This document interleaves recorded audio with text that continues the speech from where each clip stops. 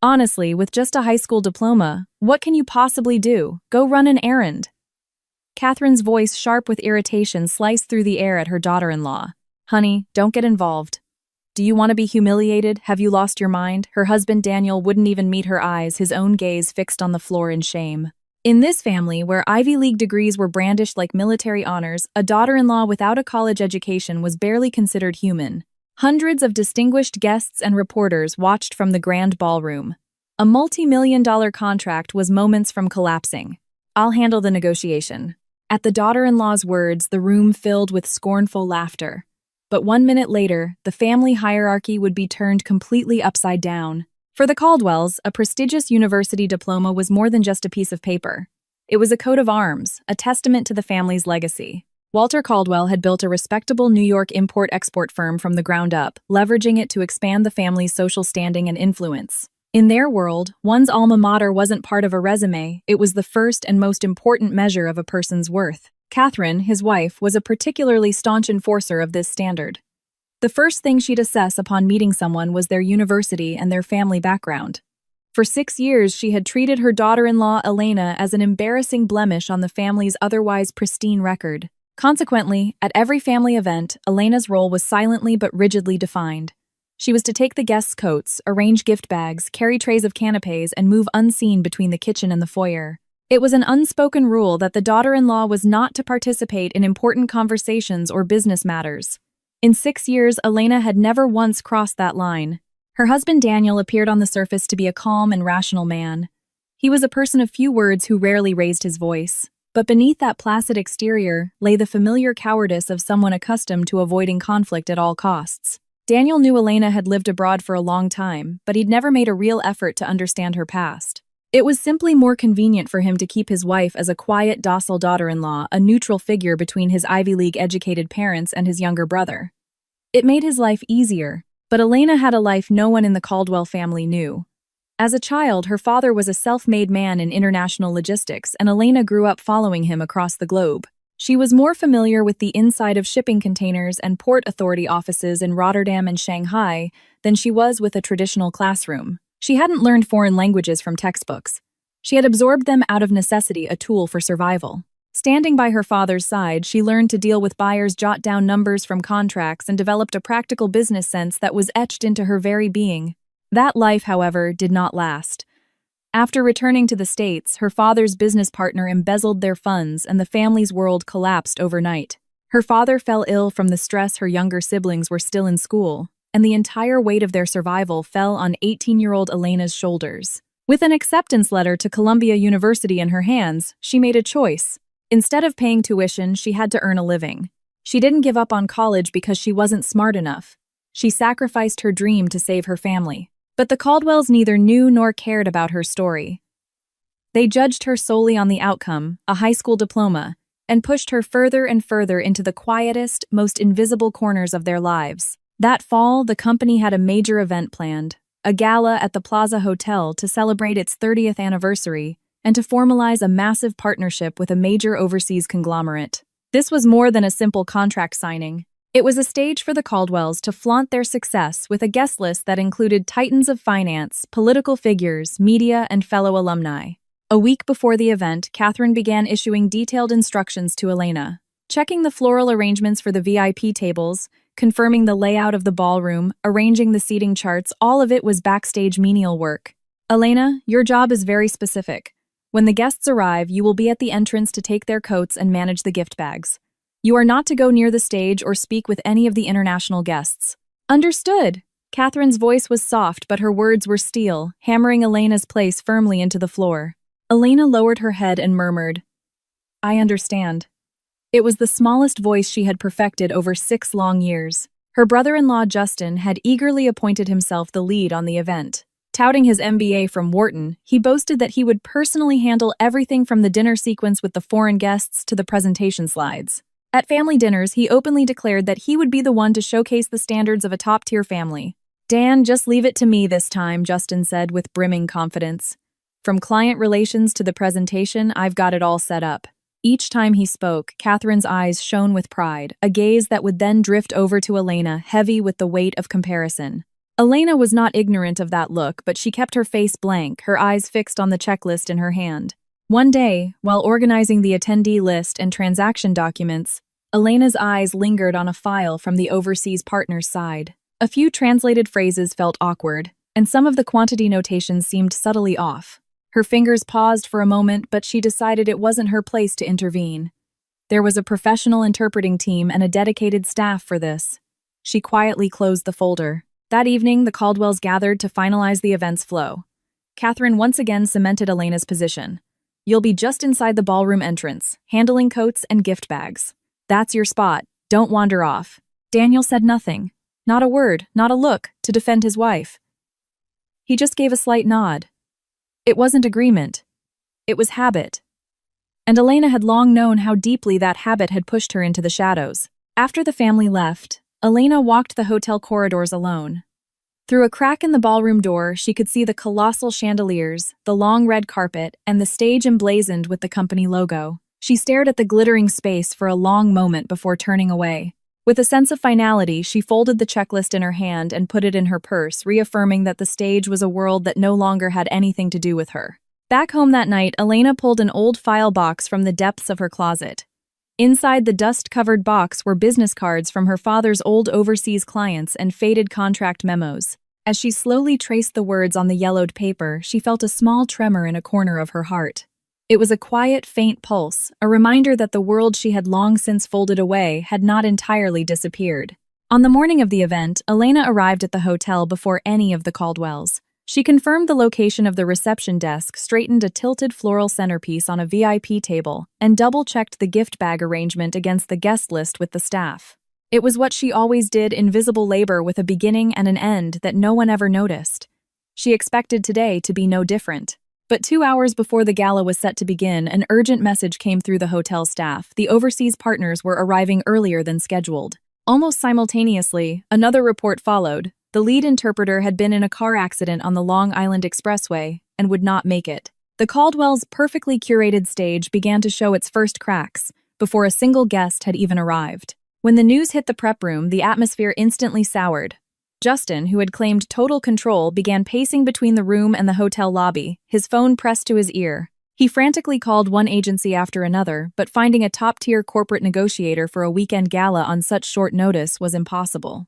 Justin's face, so full of confidence an hour ago, was now flushed red, and his hands trembled slightly as he shuffled through presentation notes and English summaries.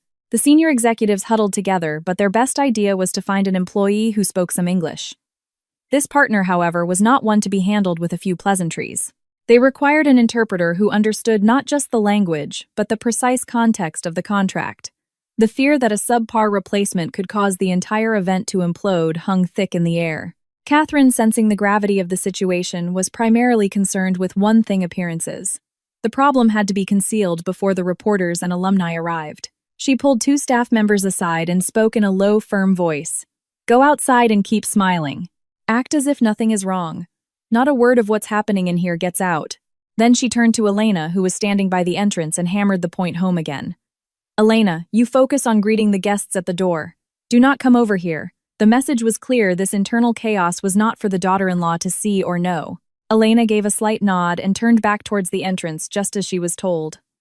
Her husband Daniel stood in a corner of the prep room, watching the situation unfold. His expression was not one of action, but of hope that his younger brother would somehow fix it. As Elena glanced toward the prep room, Daniel frowned slightly and shook his head. That single look was enough. Don't get any ideas. Just do your job. Even in a moment of family crisis, her husband was still pushing her into the easiest, most inconsequential role. Standing at the reception desk, pretending to organize the guest list, Elena listened to the fragments of conversation drifting from the prep room. She heard someone say, the partners wanted to discuss practical details and review documents, not just exchange pleasantries. At that moment, her fingers stopped moving on the list. This wasn't just a missing interpreter. Her intuition screamed that if this continued, the entire event could collapse. After a moment's hesitation, Elena opened the door to the prep room and stepped inside. In a voice as quiet yet clear as she could manage, she said, I think some of the phrasing in the translated documents is a bit awkward. If the partners want to review them, it might become an issue. Every head in the room swiveled towards her. but there was no gratitude or interest in their eyes. Justin, his nerves already frayed, cut her off, his expression clearly stating that a high school-educated woman couldn't possibly understand business documents. A corner of his mouth lifted in a sneer. "Elena, now is not the time for that. The documents were reviewed by experts. It's chaotic enough in here, so please don't make things more complicated. Go back outside and do your job." The other executives turned away, dismissing her words as irrelevant. Catherine strode to her side. Her voice was soft, but the pressure behind it was immense. "Elena, be quiet. We have important guests arriving. If you step out of line now, you'll just make a mess of things." Two of Catherine's alumni friends standing nearby nodded in agreement, their faces showing unconcealed disapproval at the daughter-in-law's presumptuousness. Elena said no more. She pressed her lips together and took a step back. But as she retreated, her eyes remained fixed on the copy of the agreement lying on the prep room table. The discrepancy in the unit of measure, the subtle shift in a liability clause, a few phrases that were different from the version she'd seen days ago. She more than anyone knew how these small misalignments could spiral into major problems after the signing. Should I point it out now? No, they've already ignored me. Trying again will only bring more humiliation. The thoughts clashed in her mind. In the end, Elena said nothing, placed the folder back on the table, and returned to the entrance. Outside, a line of black sedans and media vans was already forming. Elegantly dressed guests began walking up the red carpet as photographers' flashes strobed from both sides. The Caldwells maintained a facade of perfect composure, greeting everyone with radiant smiles and graceful nods. But behind that veneer in the prep room, the critical problem of the missing interpreter remained unsolved, and the anxiety was mounting. Elena continued her duties, taking coats and guiding guests, appearing to be focused solely on her role. Just then, a hotel staffer with a walkie-talkie hurried over to announce that the partners' delegation had arrived even earlier than their revised time. Elena's gaze instinctively shot toward the prep room. Inside, she saw Justin hastily grabbing a young manager known to be conversationally fluent in English to act as a temporary interpreter. Watching that scene, Elena felt a cold dread creep down her spine. Being conversationally fluent and interpreting a high-stakes business negotiation were two entirely different worlds. She knew with absolute certainty that this reckless decision was about to cause an even bigger disaster. When the partners entered the ballroom, the tension became palpable. The initial greetings and exchange of business cards went smoothly enough, masked by polite smiles. But that was merely the prelude. The private pre-meeting began, and the partners skipped the formalities, launching into a rapid-fire series of technical questions. The young manager assigned as the impromptu interpreter froze after the very first question. Words came out, but his sentences broke off midway, unable to form a coherent response. Faced with a barrage of technical jargon and contractual terms, his conversational English was utterly useless. The lead partner's expression began to turn icy. From the hallway outside the meeting room, Elena couldn't see the scene directly, but the awkward silences seeping through the door, the sound of rushed footsteps, the anxious looks exchanged between hotel staff, it was more than enough. She could feel it in her bones. Something inside was going terribly wrong. A few moments later, the meeting room door flew open. A few members of the Caldwell team stumbled out into the hallway, their faces pale. Someone's trembling voice cut through the air. They want to re-verify the key conditions before the main event. They said they can't go on stage like this. The words echoed down the corridor, and the air inside and outside the prep room seemed to freeze solid. Standing by the coat rack, Elena heard every word clearly. A slow heat began to build in her chest. She was the one in this hallway who understood most clearly that if things continued this way, the Caldwell's reputation and the company's contract would shatter simultaneously, long before the curtain ever rose on their glamorous stage. The situation inside the private meeting room was deteriorating by the second. The lead partner from the Swiss firm had stopped asking questions. Instead, he repeatedly opened and closed the portfolio in front of him, a clear sign he was searching for a reason to remain in his seat. Outside in the corridor, executives, assistants, and hotel managers milled about in disarray. No one offered a viable solution as the clock ticked down. Catherine's radiant smile, which she had maintained for the press moments before, was now a mask of irritation and fear. She grabbed a senior executive by the arm, her voice a harsh whisper. "You have to do something. If this event falls apart, our family's reputation is ruined. My friends from the Alumni Association are all sitting out there." The executive could only bow his head, unable to offer a solution. Catherine's primary concern was not the failed contract but the public humiliation. That priority itself was proof that she failed to grasp the true nature of the crisis. Elena continued to manage guest arrivals, moving between the ballroom entrance and the corridor near the meeting room. But she caught snippets of the conversation, drifting out the tone of the partners' questions, the exhausted silence as they waited for answers, the occasional exasperated English phrase. From those sounds alone, Elena knew they were past the point of simple frustration.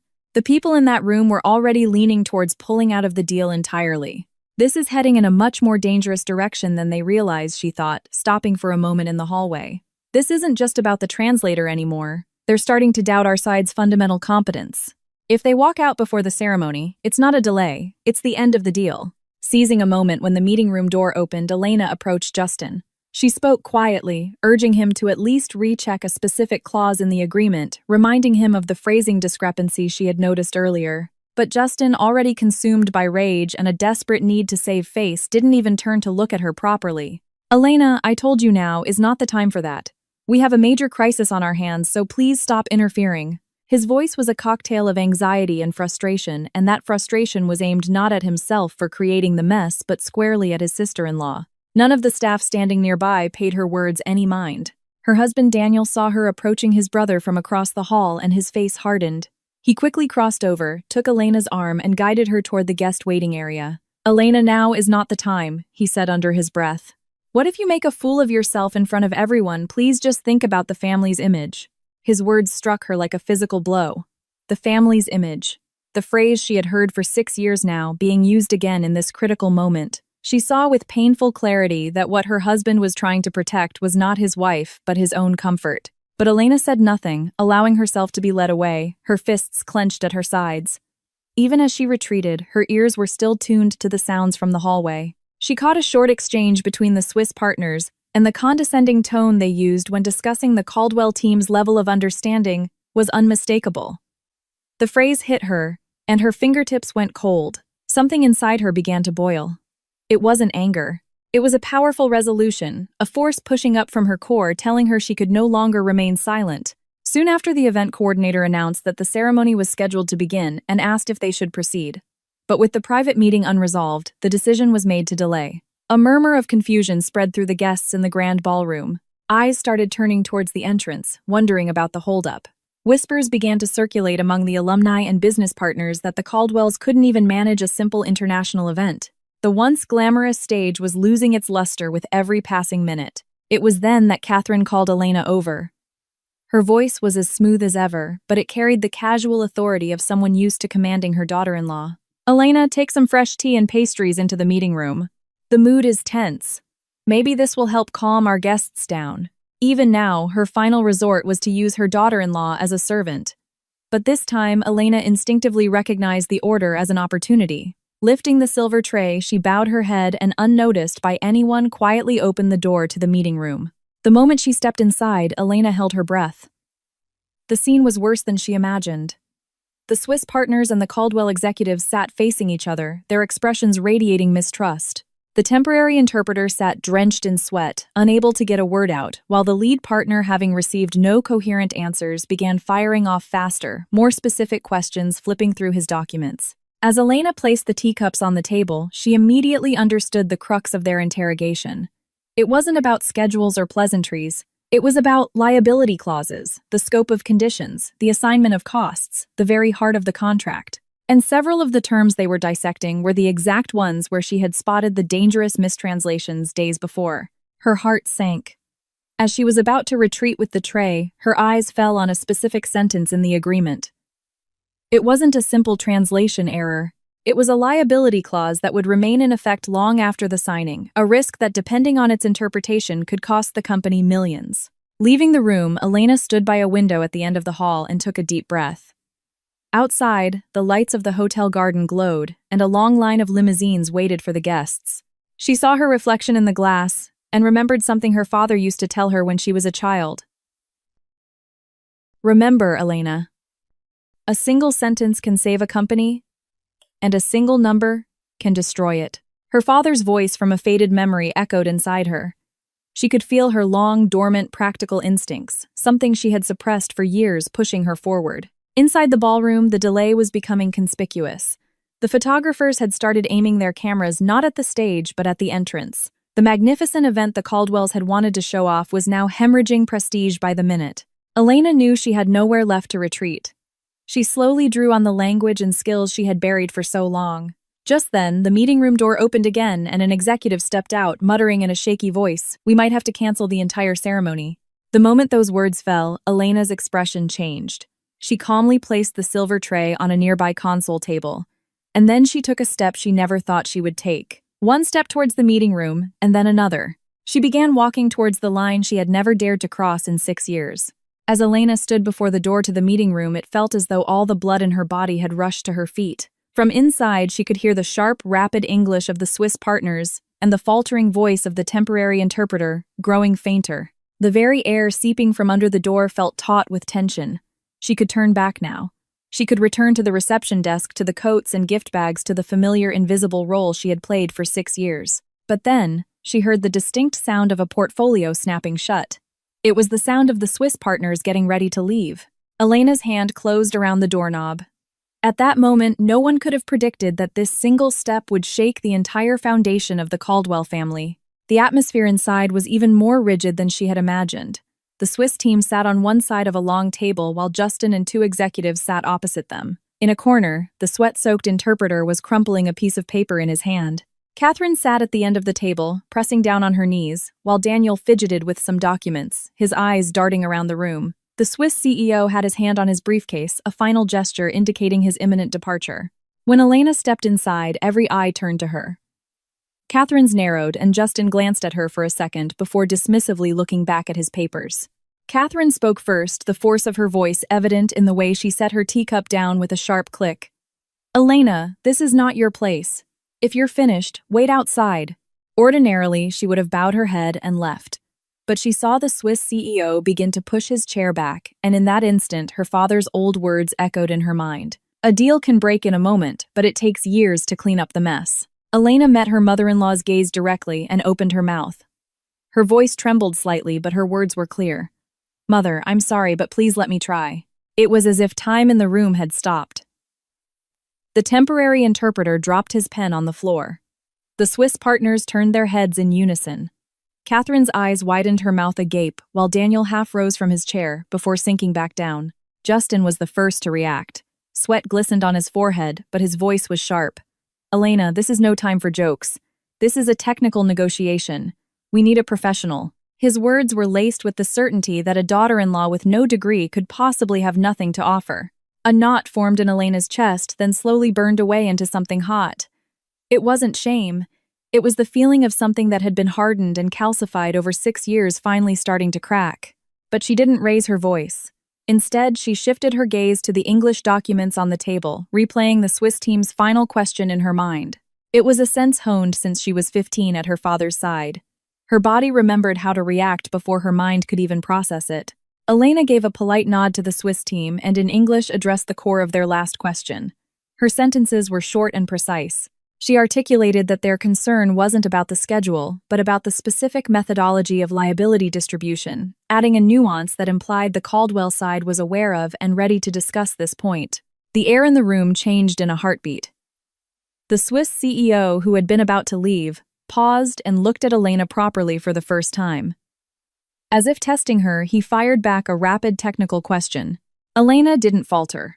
She grasped the intent behind the question and seamlessly translated the Caldwell team's position, framing it in a way they could understand. This wasn't just word-for-word translation. She was reading the room, identifying the source of the other party's anxiety, and explaining the context to the executives who for the first time seemed to understand the flow of the conversation. The Swiss CEO leaned back in his chair and reopened his portfolio.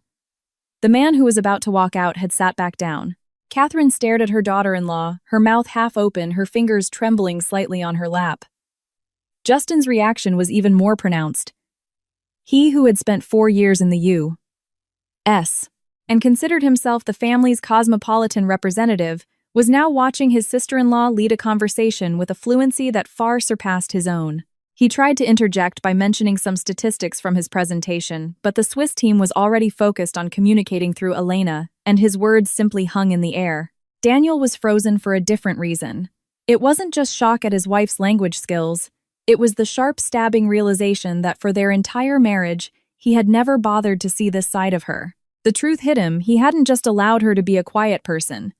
He had trapped her in a quiet place. The negotiation was back on track.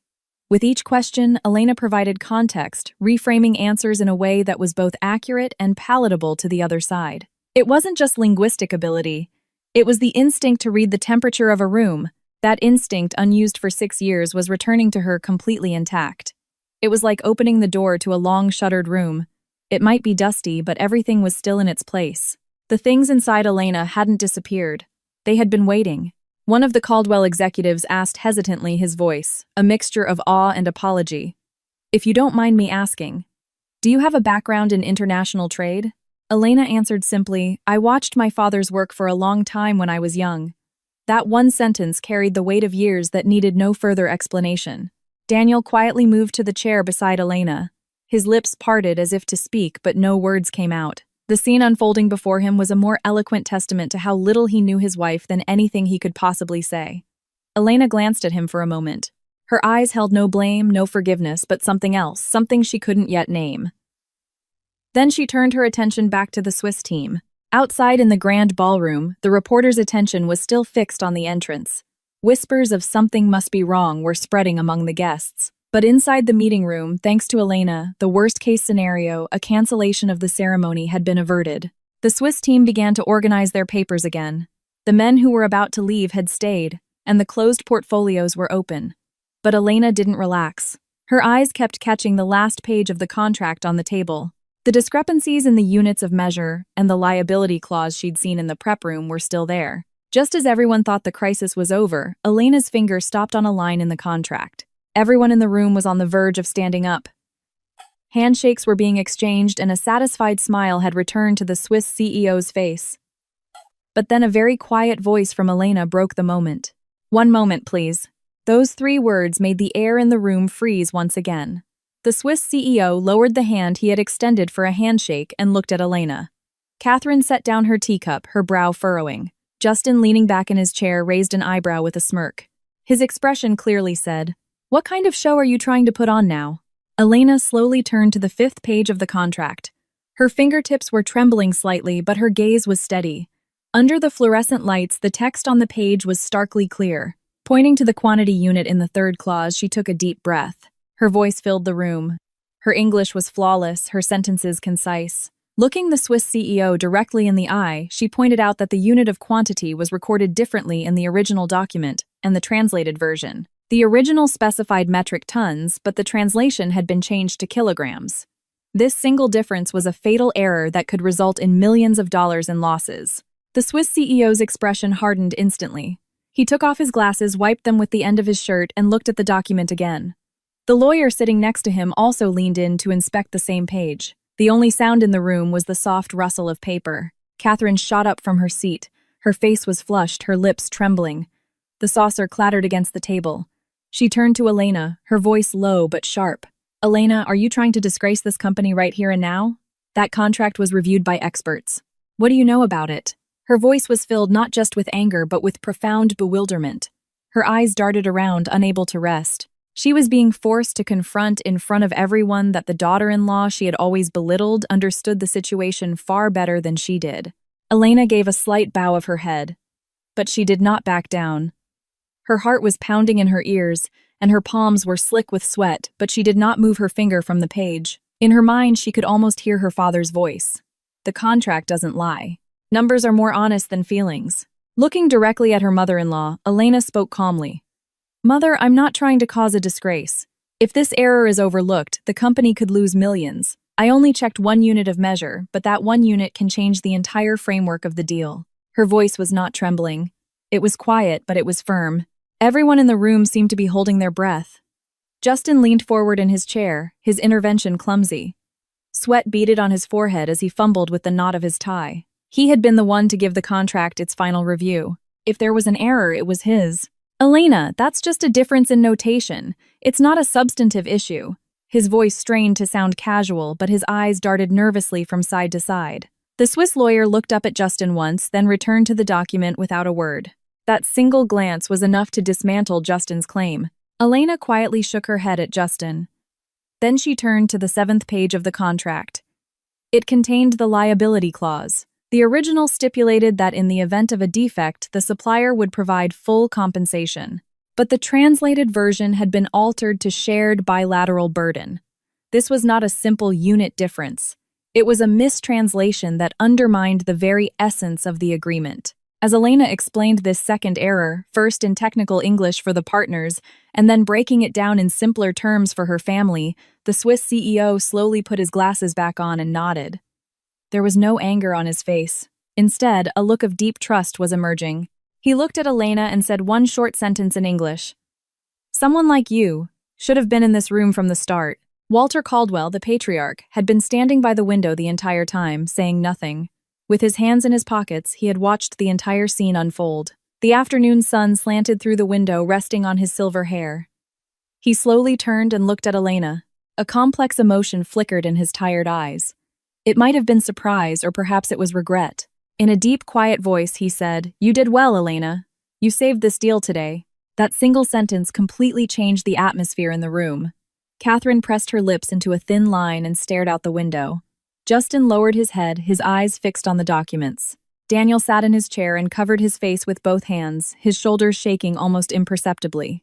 The Swiss CEO stood up and offered his hand to Elena. She rose and took it.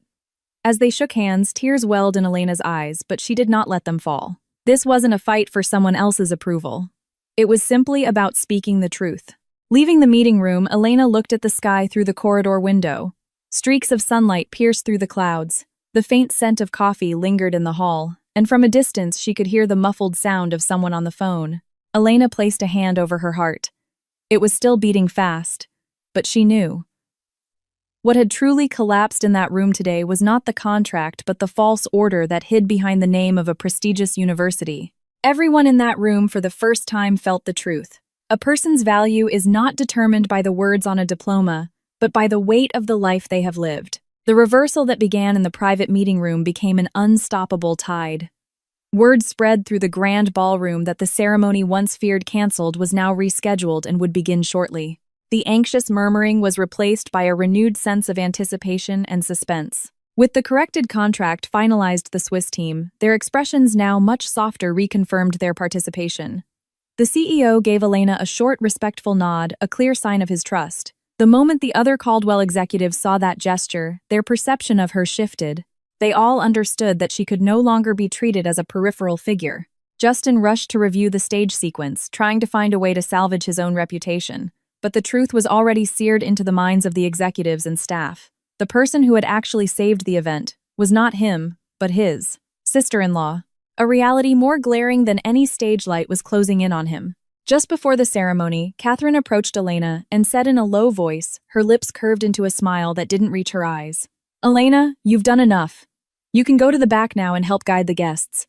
The front seats are for family." It was a last-ditch effort to push her back into the shadows. But before she could finish, the Swiss CEO's executive assistant conveyed a request through the hotel manager, an official request for Elena to be seated on stage for the main proceedings. It wasn't about finding a seat for the interpreter. The CEO had specifically requested Elena by name.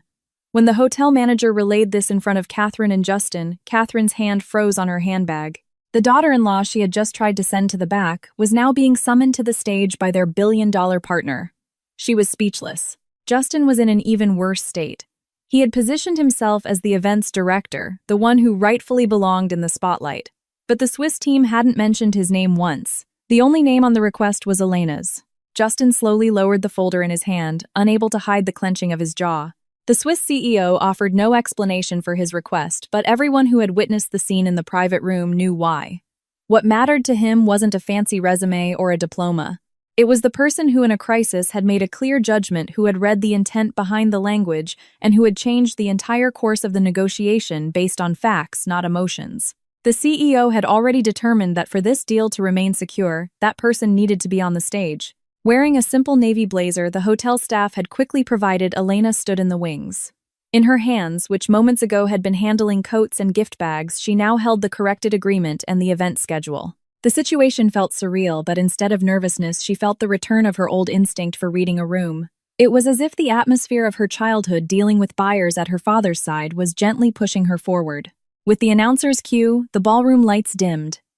After a corporate video played, the representatives and executives from both sides walked onto the stage under the glittering chandeliers. The sound of camera shutters was like a downpour. Elena was guided not to an interpreter's chair, but to a designated seat at the main signing table. As she sat, she felt the weight of hundreds of eyes on her and met it head-on. The audience was filled with the Caldwell's alumni connections, business partners, political figures, and relatives. They had all come expecting a display of the family's Ivy League legacy, personified by Justin and Daniel. But the actual center of gravity of the event had shifted to an unexpected figure, Elena. That image alone signified a quiet overthrow of the family's power structure.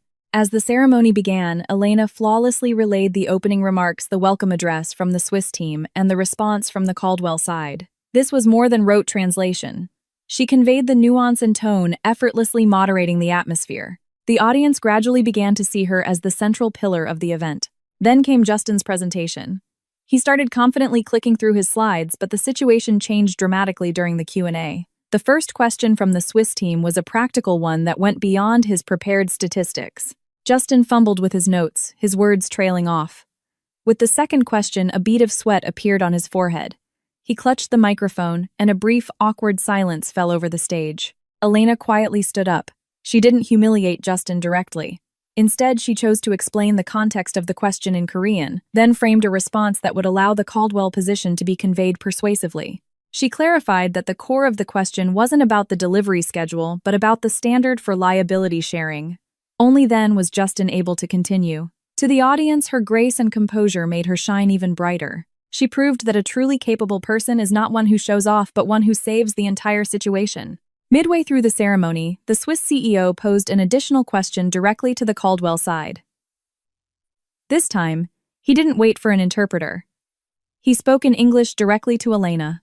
It was a specific query about the implementation schedule for the revised liability clause and the assignment of personnel. This was not a question for an interpreter.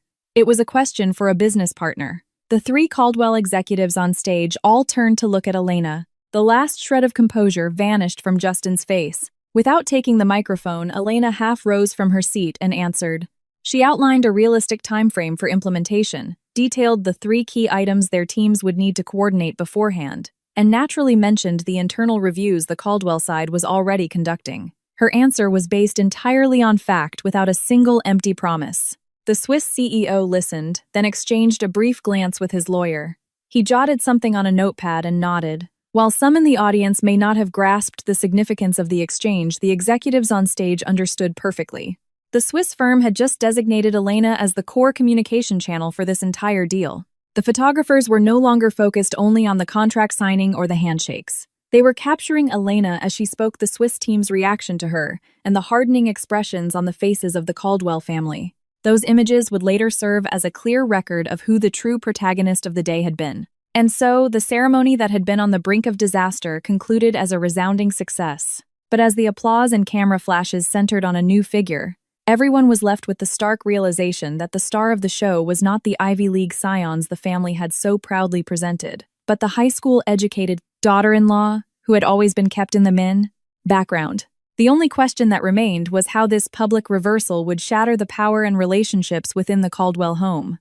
At the reception, as wine glasses were being set on the round tables, the Swiss CEO's assistant quietly spoke to the hotel manager. The request was for the seat next to Elena to be kept vacant. The message reached the Caldwells in less than 30 seconds. Catherine's fingers trembled on her handbag. The power shift she thought had ended on stage was now continuing into the reception, the exact scenario she had feared most. The ballroom was filled with the buoyant energy that follows a tense but successful event. Warm light bathed the walls, and the crystal chandeliers cast tiny rainbows onto the glasses below. The air was a mix of flowers, baked bread, and the crisp scent of champagne. Business partners and reporters mingled, offering congratulations. A few journalists were already trying to learn more about Elena, asking if she was an executive, a relative where she came from. The Caldwells were too busy calculating how to explain their daughter-in-law's identity without losing face to even enjoy the success of the deal. As soon as Elena sat down, the Swiss CEO began asking her specific questions in English about the future work schedule and collaboration. It wasn't polite chatter. It was a clear acknowledgement of her as the primary point of contact. Two of the Caldwell executives tried to follow the conversation, but lacking the deep business context could only nod awkwardly. It became clear to everyone at the table that her role would not be a one-time performance. Catherine watched from a diagonal table. Her lips were smiling, but her eyes were hard. She gripped her wine glass so tightly her fingerprints marked the surface. An old friend from her alumni association leaned in, her voice, a low whisper laced with curiosity and surprise, her expression an unreadable mix of admiration and pity. "Catherine, I never knew your daughter-in-law was so fluent with foreign guests. Has she always been this capable?" After a moment of silence, Catherine forced a response, her smile brittle and her voice strained. "She was part of the support staff we prepared for the event. Our family is very thorough about these things." Her voice was smooth, but no one who heard her seemed entirely convinced. Another woman shook her head and murmured that her skills seemed far beyond support staff, more like a key player. The tips of Catherine's ears turned bright red. Justin stood with a few executives across the room, but the conversation had already moved on from him. A junior manager approached him hesitantly and asked, "Sir, does she have a background in trade? The Swiss CEO has been discussing business details only with her." Justin's jaw tightened as he adjusted his tie. He couldn't form a reply. He wanted to spin a story about how he had always known about his sister-in-law's abilities, but in front of the very people who had watched him fail to manage the crisis, the words would only confirm his own inadequacy. Throughout the reception, however, Elena did not use the moment to air past grievances or put the Caldwells in their place. Even when she sensed Justin trying to diminish her role, she didn't engage, focusing instead on maintaining the professional flow of conversation. She revealed no unnecessary emotion, moving only with precision and purpose. It was this very restraint that made her presence feel heavier and more significant than any overt counterattack could have. Midway through the reception, the Swiss CEO stood and raised his wine glass. The ballroom quieted. He scanned the room before letting his gaze rest on Elena. In a clear voice, he announced, "The main reason this agreement was successfully concluded today is thanks to one person who at a critical moment identified a crucial risk in the documents. And that person is sitting here with us." His words served as the final verdict for the entire room. A round of applause erupted. Whispers spread among the relatives asking why such a person had always been kept in the background. The direction of public shame had shifted completely from the daughter-in-law to the Caldwell family itself. At the end of the evening, a photographer requested a group photo. The Swiss CEO called Elena to the center. When she hesitated, he placed a light hand on her shoulder, his voice filled with genuine respect for the person who had navigated the day's crisis with him. "Stand here. You are the star of the show today." Elena took a breath and stood in the center. As the flash went off, Catherine was forced to stand at the edge of the frame, a strained smile plastered on her face. The irony was complete. The daughter-in-law she had tried to hide behind the entrance was now the centerpiece of the commemorative photograph. After the photo, the ballroom emptied quickly. Elena left after the Caldwells, pausing for a moment by a large window at the end of the hall. The evening sky was shifting from violet to indigo, and a faint smile touched her reflection in the glass. What had been revealed today wasn't just her fluency in English. It was the true value that had been obscured by a diploma, the strength forged by lived experience finally rising to the surface. The drive back to the townhouse was unnervingly silent. Just moments ago, they had been in a space filled with the applause and camera flashes of hundreds of people. The moment the car door shut, it was as if all sound had been vacuumed away. Only the low hum of the air conditioner filled the void as the glow of streetlights swept rhythmically across the front and back seats. Normally, Catherine would have been the first to speak, offering a critique of the event or a lecture on how a daughter-in-law should behave. But not tonight. She sat in the passenger seat, her handbag clutched on her lap, staring silently out the window. In the back, Justin was engrossed in his phone, saying nothing. In that silence, for the first time, Elena felt she could endure the family's atmosphere without having to manage it. She realized with a deep sense of clarity that, for once, she was not the one who needed to be on edge. When they arrived home, the cold light of the foyer flickered on, and the sound of their shoes on the marble floor seemed unnaturally loud. After a moment of awkward stillness, Catherine went to the kitchen for a glass of water. The sound of water pouring into a glass echoed through the house. She took a sip, set the glass on the counter, and turned to face Elena. A faint smile touched her lips, but her eyes were cold and a sharp edge was hidden beneath her soft tone. "Elena, if you had these kinds of skills, don't you think you should have mentioned them sooner? Do you have any idea how shocked everyone was today?" The family's reputation was turned completely upside down. Her words weren't an acknowledgement of Elena's contribution. They were an attempt to shift the blame, to frame the day's events as a disruption of the family order caused by her daughter-in-law. The old Elena would have bowed her head and murmured, "I'm sorry." Lowering herself before her mother-in-law had been her survival strategy in this house for 6 years. But not tonight. Standing across from the kitchen island, Elena met her mother-in-law's gaze. Her posture was straight, her eyes unwavering. After a slight tremor of her lips, her quiet but firm voice resonated in the kitchen. "Mother, I never hid anything. You simply never bothered to see me." It was a short sentence, but it instantly froze the air in the room. Catherine's hand, resting on the glass, stopped moving. Her eyes widened. Her daughter-in-law had never, ever directly challenged her. The Elena of today had not only revealed her skills, but also her refusal to be trampled on any longer. Catherine, unable to find a response, picked up the glass and set it down again before finally turning and walking towards her bedroom without another word. Her shoulders seemed a little less broad than usual.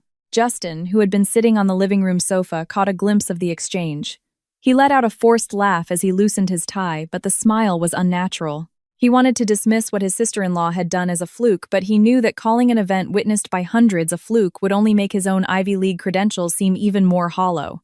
Elena left the kitchen and quietly went to her room. She closed the door and sat on the edge of the bed, unable to change her clothes for a long time.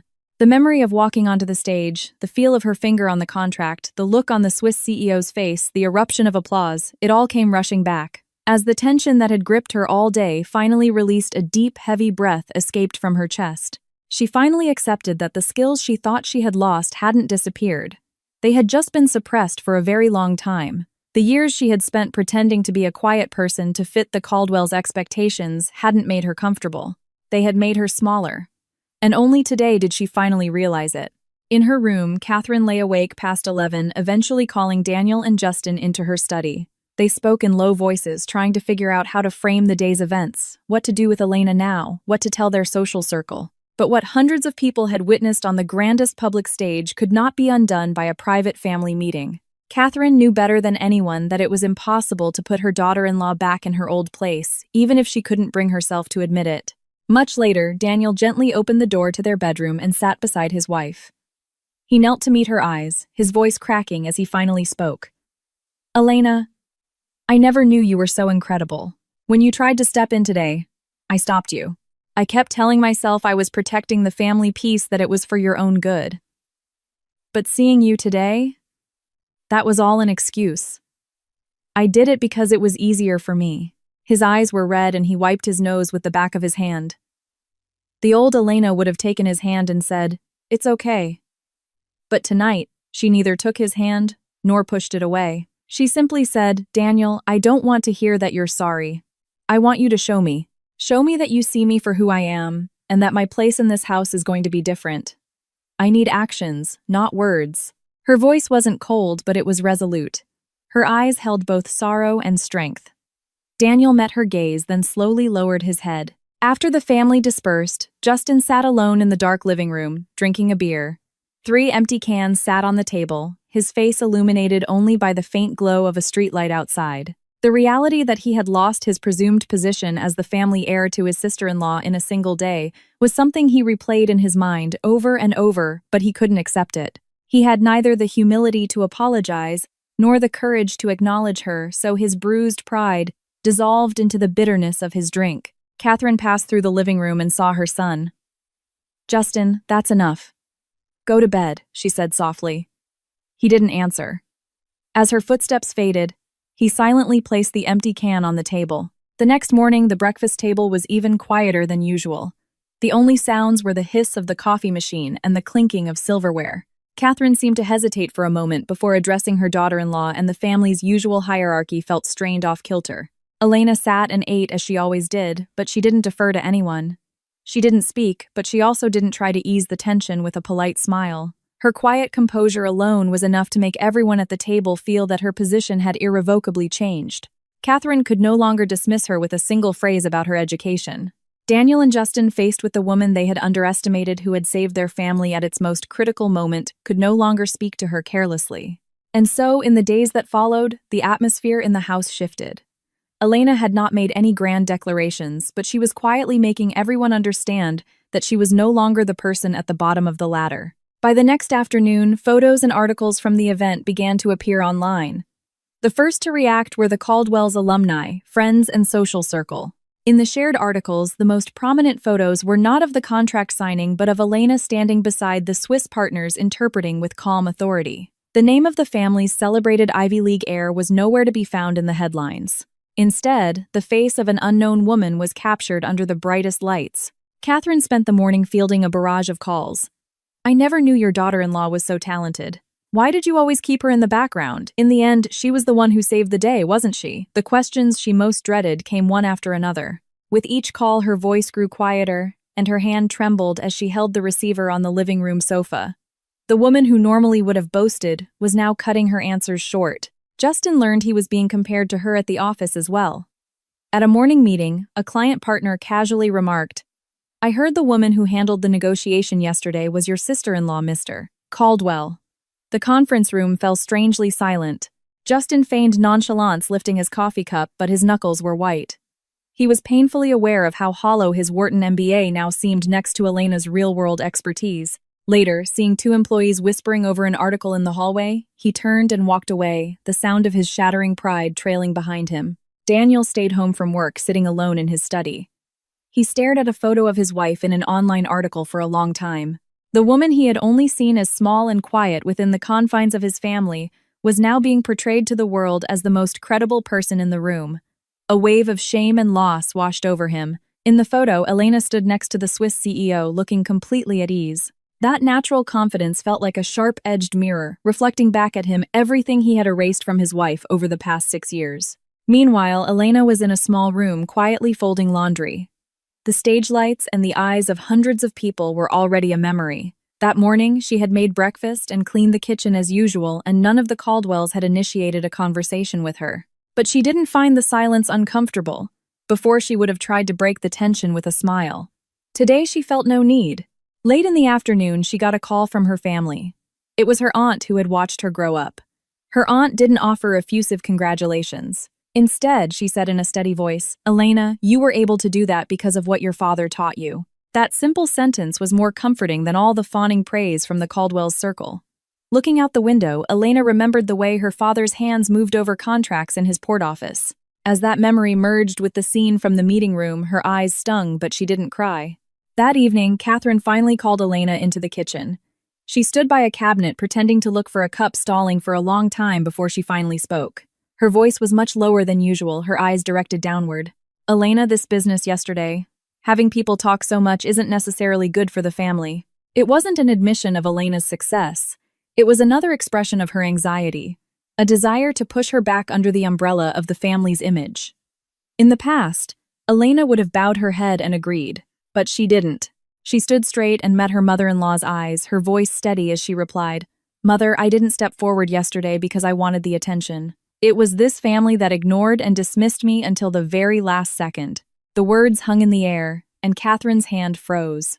It was the first time in 6 years her daughter-in-law had ever spoken back to her so directly. Catherine couldn't hold her gaze for long. Her lips parted, but no sound came out. In that silence, she was forced to swallow the fact that her lifelong practice of judging people by their pedigree had been publicly overturned. Elena said no more. She left the kitchen, her heart pounding as she walked down the hall. She hadn't spoken out of anger. It felt as if a sentence she had held back for far too long had finally found its place. From that day on, while the Caldwells had not completely changed, they could no longer treat Elena with the same casual dismissal. Outside the home, the story of the daughter-in-law's competence continued to overshadow the family's pretense, and that was a narrative that would not fade overnight. The family was being forced not to ignore her, but to face her anew. Elena looked at her reflection in the window for a long time. The woman who had gathered her breath at the end of the hall before walking into the meeting room and the woman standing here now were the same person, yet it still felt miraculous. That realization alone had already made her world completely different from what it was yesterday. 4 days after the event, Walter Caldwell summoned Elena to his study. In the 6 years since her marriage, her father-in-law had never once called for her privately. Elena paused at the door, the very fact of her being invited into this room feeling foreign. When she entered, Walter was taking off his glasses and placing them on his desk. His expression was neither warm nor cold, carrying the quiet gravity of a man who had spent a lifetime in business. He gestured for her to sit, then took a long moment to organize some papers. The only sound in the study was the ticking of a clock. Finally, he spoke. His voice was low, but each word was weighted. Elena, I was wrong. I'm at an age where I'm learning from my daughter-in-law that a diploma doesn't make a person. Elena felt a warmth spread through her chest, but she kept her expression neutral. A part of her wanted to cry, and another part wanted to accept his words with calm dignity. She settled for a quiet bow of her head. Walter seemed to take her lack of overt emotion as a sign of deeper strength, and nodded in approval. He went on to say that the Swiss CEO had formally requested a direct line of communication with Elena to manage the partnership. He intended to discuss it at the next board meeting, making it clear that her role could no longer be an unofficial one. Instead of thanks, Elena offered a short reply, her voice steady, her eyes meeting his directly. Father, I won't wait for someone to create a position for me. But if you give me the opportunity, I will show you what I can do. Walter paused for a moment, then nodded in understanding. When Elena left the study, her steps were lighter than when she had entered. She knew the weight of their conversation would last for a long time. After that, the family dynamic began to shift along a new invisible line. Catherine could no longer assign Elena menial tasks or try to push her into the background. When their eyes met at the dinner table, she would awkwardly look away. Her voice was a tone lower whenever she took calls from relatives, a change the whole family noticed. One morning, Catherine stood alone in the kitchen for a long time. When Elena entered, she stammered, then managed to say in a low voice, her face etched with the fatigue of someone who had lost a long battle between pride and acknowledgement. From now on, if it's something you can do, I won't stand in your way. It wasn't a sincere apology. But for a woman who had never once acknowledged her daughter-in-law's abilities, it was a retreat. And that alone was proof that something had changed irreversibly. Elena simply replied, "Thank you, Mother," without adding any further emotion.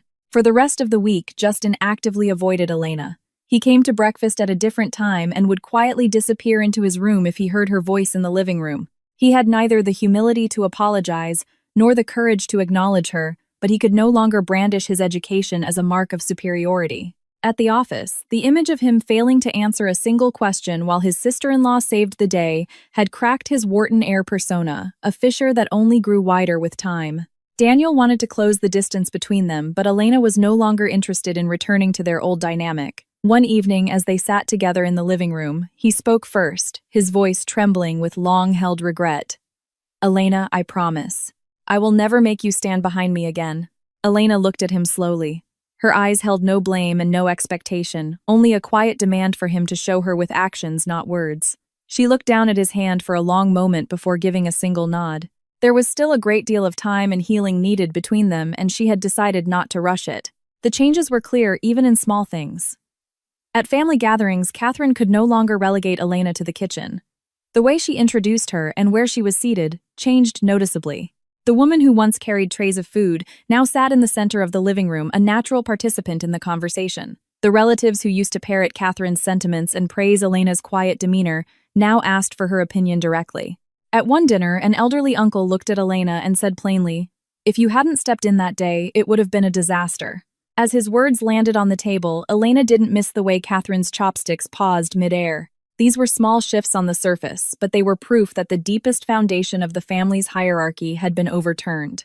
Elena accepted these changes not with quiet gratitude, nor with triumphant glee. She simply quietly and firmly held her ground. One night, Elena opened the old file box again. Her father's faded business cards, the contract notes scribbled in a port warehouse, the folded copy of her Columbia acceptance letter. In the past, looking at these papers had always made her heart ache. They felt like evidence of a path not taken, a constant reminder of the painful choices she'd had to make. But not tonight. As she looked at the papers, her eyes held not regret, but a calm acceptance. She saw them not as a symbol of her limitations, but as proof of the weight she had carried for her family. For the first time, she accepted this truth without wavering. She put the papers back in the box and stood before a mirror. The woman looking back had the same face as the one who had first walked into this house 6 years ago, but her eyes were completely different. The old eyes were filled with anxiety and a constant need to please. The new eyes held a quiet resolve to no longer hide who she was.